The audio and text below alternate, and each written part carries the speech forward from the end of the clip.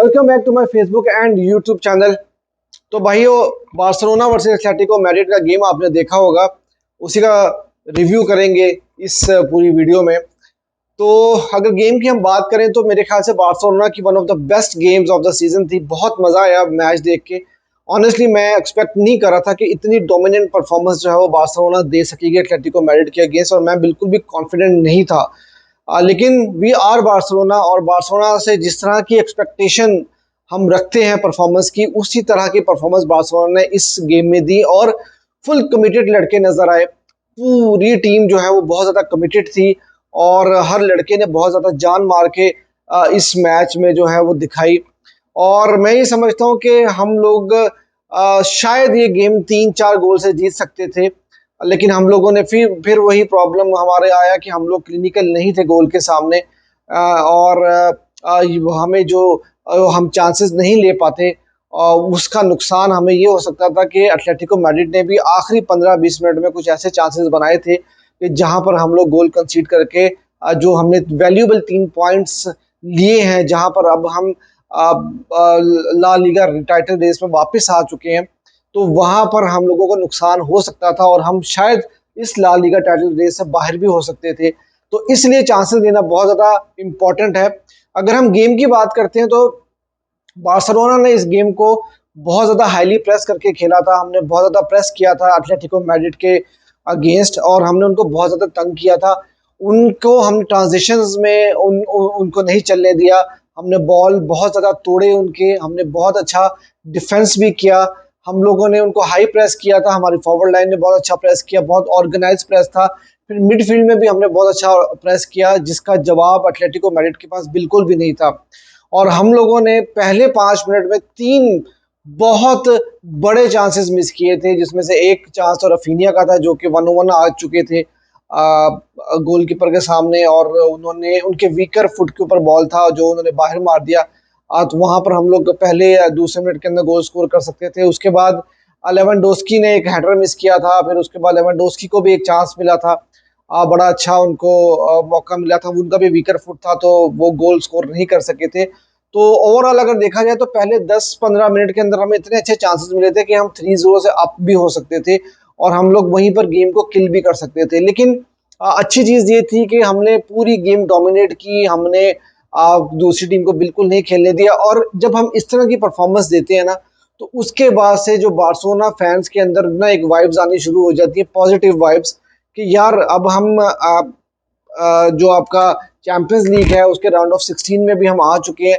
तो कोई भी टीम आ जाए भाई, हम किसी को भी खेलने को तैयार हैं जब आप इस तरह की परफॉर्मेंस देते हैं। लेकिन इस तरह की परफॉर्मेंस के बाद आपको जो गोल स्कोरिंग अपॉर्चुनिटीज आपने बनाई थी, क्योंकि हम तो हमेशा ये रो रहे थे पिछले 4-5 गेम से कि यार हम लोग गोल स्कोरिंग अपॉर्चुनिटीज नहीं बना पा रहे हैं, और जब हम गोल स्कोरिंग अपॉर्चुनिटीज पिछले 2-3 गेम से बना रहे हैं तो उसको हम फिनिश नहीं कर पा रहे। तो हमें फिनिश करना भी अब पड़ेगा। अगर हमें अगले जो चैंपियंस लीग के मैचेस आ रहे हैं और ला लीगा की जो आगे बहुत ज़्यादा टफ होती चली जा रही है, तो वहां पर हमें अपने चांसेस को अवेल करना होगा। अब अगर हम लाइनअप की बात करें तो लाइनअप मैंने जिस तरह कल प्रीव्यू में जो बात बोली थी आपको, एग्जैक्टली वही लाइनअप खेली थी। जो लाइनअप पहले दिखाई गई उसमें इंगिनो मार्टिनेज का नाम था, लेकिन मुझे नहीं समझ में आया कि उनको रिप्लेस करके क्रिस्टियनसन को स्टार्ट कराया गया था, या कोई इंजरी इश्यूज हो गए या जो भी था, मुझे उसका आइडिया नहीं है। लेकिन बहुत अच्छा गेम था, सॉलिड गेम था क्रिस्टियनसन का। कैंसलो को लेफ्ट बैक पे स्टार्ट कराया, जिससे मैंने कल आपको बताया था क्रिस्टियनसन एक तरह से लेफ्ट सेंटर बैक थे, सेंटर बैक जो थे अरोहो थे। और मैंने कल भी आपको कहा था कि कुंदे को अगर आपने स्टार्ट कराना है तो राइट बैक की पोजीशन पे उनको स्टार्ट कराया जाए, और उन्होंने एक मेरे ख्याल से इस सीजन की बेस्ट परफॉर्मेंस अपनी निकाल के दी है। क्या कमाल परफॉर्मेंस थी कुंदे की। अब पासिस आप ले लें, बॉल रिकवरी आप ले लें, आप उनकी क्रॉसेस ले लें, और उन्होंने जिस तरह ऑफेंसिवली टीम को सपोर्ट किया, एक प्रॉपर राइट बैक की उन्होंने जो है परफॉर्मेंस निकाल के दी है। और मुझे कहीं ना थोड़ी बहुत झलक जो है वो हमें दानी एल्विस की जो है मुझे नजर आई है वहां पर। तो बहुत अच्छी परफॉर्मेंस थी उनकी, बॉल रिकवरी भी बहुत अच्छी थी, डिफेंस को सपोर्ट भी बहुत अच्छा किया उन्होंने, तो वो बहुत मजा आया देख के उनको। फिर मिडफील्ड के अंदर जब हम बात करते हैं तो मिडफील्ड में फ्रैंकी डियोंग थे, गुंडोगन थे, डबल पिवट में दोनों प्लेयर्स खेल रहे थे, पैड्री खेल रहे थे। और उसके बाद आगे के जो 3 प्लेयर्स थे वो फिलिक्स थे और फिर लेवेंडोस्की और रफीनिया खेल रहे थे। अब अगर हम प्लेयर टू प्लेयर हम बात करते हैं तो मैंने जिस तरह आपको बताया कि कुंदे की ज़बरदस्त परफॉर्मेंस थी, उसके बाद अरोहो बहुत सॉलिड नज़र आए, क्रिस्टियनसन बहुत ज़्यादा सॉलिड थे, कैंसेलो की तो भाई क्या ही बात थी। कैंसेलो ने इस पूरे सीज़न में अगर देखा जाए तो मैं समझता हूँ कि बार्सिलोना के बेस्ट प्लेयर हैं वो। बहुत ज़बरदस्त परफॉर्मेंस, और इस गेम के अंदर उन्होंने डिफेंस को भी बहुत अच्छा सपोर्ट किया। ऑफेंसिवली तो वो हैं ही कमाल। और देखिए बार्सिलोना इस टाइम पर खेल रही है कॉम्बिनेशंस के साथ, और दो प्लेयर्स तीन प्लेयर्स के जो कॉम्बिनेशंस बन रहे हैं, जो उनके पासेस बन रहे हैं, जो उनके मूव्स बन रहे हैं ना, वो चीज़ देखने का बहुत मज़ा आ रहा है। और एक पार्टनरशिप जो है वो नजर आ रही है, जैसे कि जो फिलिक्स और कैंसलो की बड़ी अच्छा बहुत अच्छा कॉम्बिनेशन बना हुआ है। 1-2-1 खेलते हैं, बड़े अच्छे पासेस वो बनाते हैं, उनको एक दूसरे की समझ है। इसी तरह गुंडोगन और आपके फ्रैंकी डियोंग डबल पिवट पे जब वो खेल रहे होते हैं तो उनके पासेस, उनके कॉम्बिनेशन और उनकी जो एक तरह से, जिस तरह मुझे वो टाइम याद आ रहा है कि जब हम जावी और इनिस्टा को एक साथ खेलता हुआ देखते थे, तो वो वाली चीज़ जो है वो नज़र आई। पैड्री बहुत अच्छा खेलते हुए नजर आया आपको। पैड्री का गेम बहुत ज़बरदस्त गेम था। उसके बाद यार रफीनिया को मैंने थ्रू आउट दी सीजन बहुत ज़्यादा क्रिटिसाइज किया। रफीनिया का गेम पिछले दो गेम्स बहुत अच्छे गेम्स थे। रफीनिया इस गेम में बहुत अच्छा खेले। एक तो पहली चीज़ ये कि उनका वर्क रेट हमेशा ही बहुत ज़्यादा अच्छा रहता है, और उन्होंने इस मैच में भी डिफेंसिवली बहुत ज़्यादा सपोर्ट किया टीम को। उसके बाद ऑफेंसिवली इस बार, क्योंकि मैंने पिछले गेम में कहा था कि यार उनके डिसीजन मेकिंग में बहुत ज़्यादा प्रॉब्लम है, लेकिन इस गेम में उन्होंने बहुत अच्छे डिसीजंस लिए। जहाँ पे पासेस खिलाने थे वहाँ पे पास खिलाए, और प्रेस बहुत अच्छा किया उन्होंने। बॉल रिकवरी बहुत अच्छी थी उनकी, और बॉल को चलाया बहुत अच्छा उन्होंने। कुछ अच्छे ड्रिबल्स भी उन्होंने जो है वो किए थे। तो बहुत मजा आया उनकी गेम देखकर भी। और उनको भी एक दो चांसेस उनको बड़े अच्छे मिले थे, जो कि मेरे ख्याल से उनको कन्वर्ट करने चाहिए थे। एक पहला चांस जैसे मैंने आपको बताया, फिर सेकंड हाफ में उन्होंने एक शूट ली थी जो कि आपके उसको पोल को लग के चली गई थी, तो वहां पर भी थोड़े से अनलकी रहे। और फिर जो फिलिक्स की भाई क्या ही बात करें। मैं समझता हूँ कि एक नया प्रिंस जो है वो हमें मिला है बार्सिलोना को। क्या परफॉर्मेंस थी, बंदे ने पूरा आके गुस्सा निकाला है शायद सिमियोनी के ऊपर। फुल जान मारी, फुल कमिटमेंट थी। और फिर गोल करने के बाद मुझे ऐसा लगा था कि फिलिक्स अगर इस मैच में गोल स्कोर करेंगे तो शायद सेलिब्रेशन नहीं होगी, लेकिन उन्होंने सेलिब्रेट भी किया। और क्या परफॉर्मेंस थी उस बंदे की, क्या कमिटमेंट थी।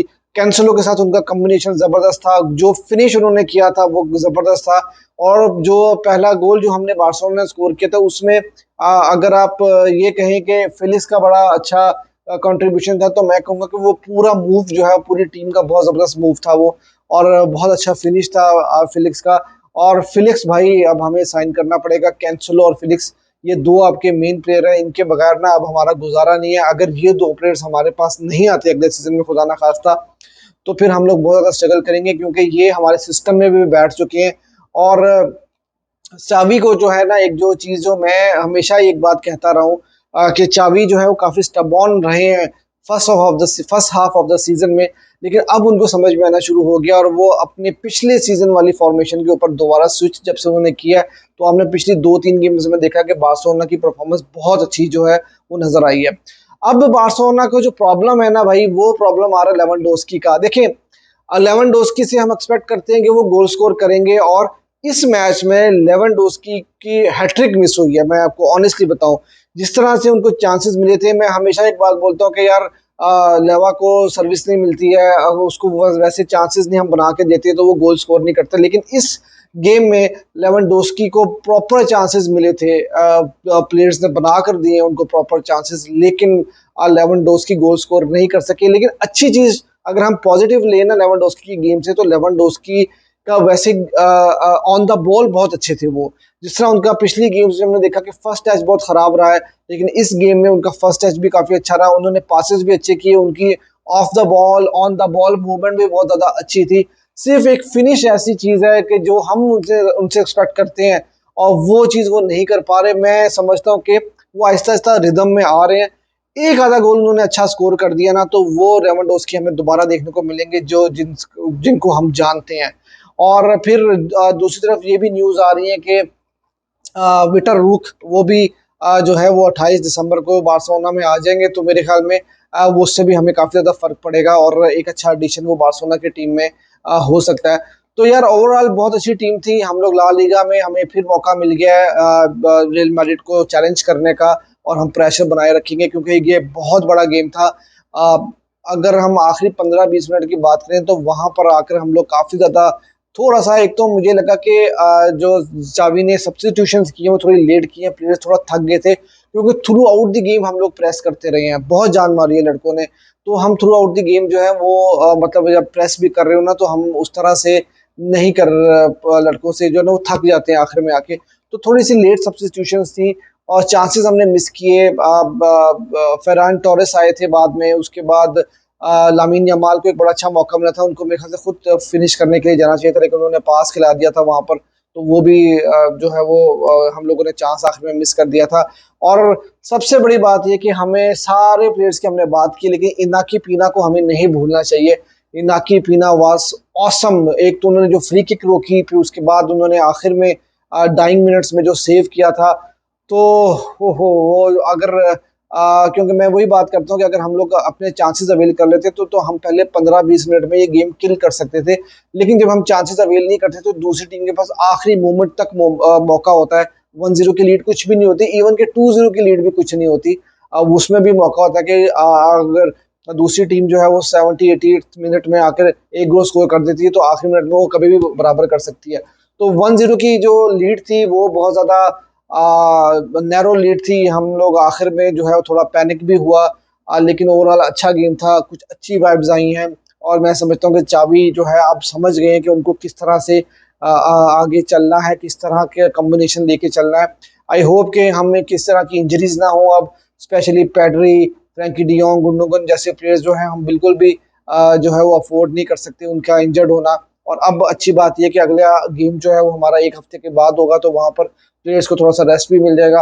और उसके बाद एंटवर्प पे अगेंस्ट गेम होगा तो वहां पर हम लोग अपने दूसरे प्लेयर्स को भी ट्राई कर सकेंगे। तो ओवरऑल एक बहुत अच्छा गेम था, काफी मजा आया गेम देखकर। हमें अपनी फिनिशिंग को जो है वो इम्प्रूव करना होगा, फिनिश हम इम्प्रूव करेंगे तो जिस तरह की आज हमने गेम खेली तो वहां पर हम किसी भी टीम को चैलेंज कर सकते हैं।